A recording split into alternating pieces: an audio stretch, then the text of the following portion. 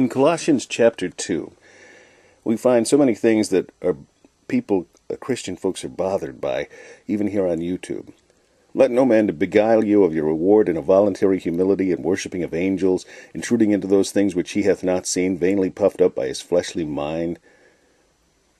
You have folks on YouTube who try to change the gospel, tell you things that you never heard before. It's like, wait a minute, the Lord blessed me to be saved as a boy. I went to Bible college even, and there's so many things that people come along with that are like, never heard that one before. And I've, read the Bible a few times and talked to the Lord about a lot of things, and there's a lot of things that people bring up that are like, hey, you're kind of being pharisaical there with adding to the word. Here it says, let no man therefore judge you in meat or in drink, or in respect of an holy day, or of the new moon, or of the Sabbath days. How about this one?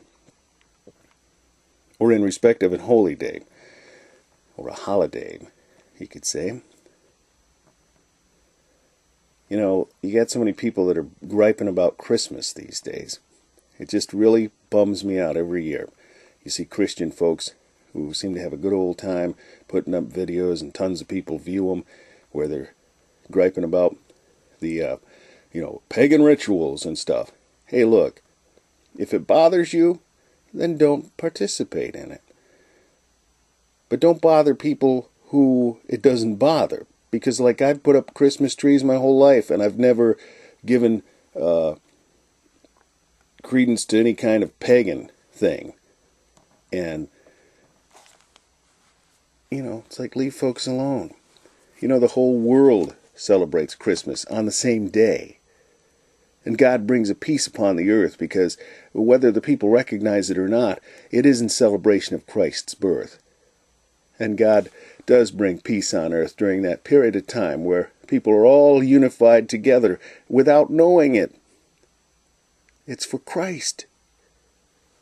Somebody wants to gripe and say, oh, he was born in March. Okay, then you celebrate it in March, okay? Not a problem.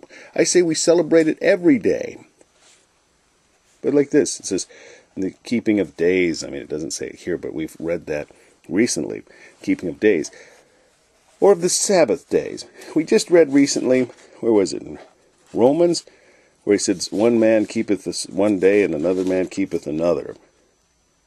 And then some people eat not as unto the Lord, and other people eat as unto the Lord. Whether therefore you eat or not eat, do it unto the Lord. That's the point. What day you want to keep as your Sabbath? God has made holy every day for us.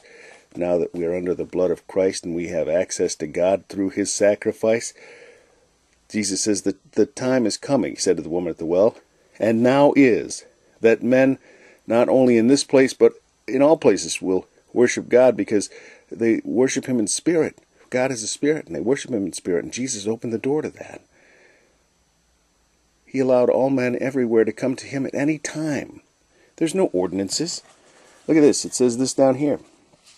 Wherefore, if ye be dead with Christ from the rudiments of the world, why, as though living in the world, are ye subject to ordinances?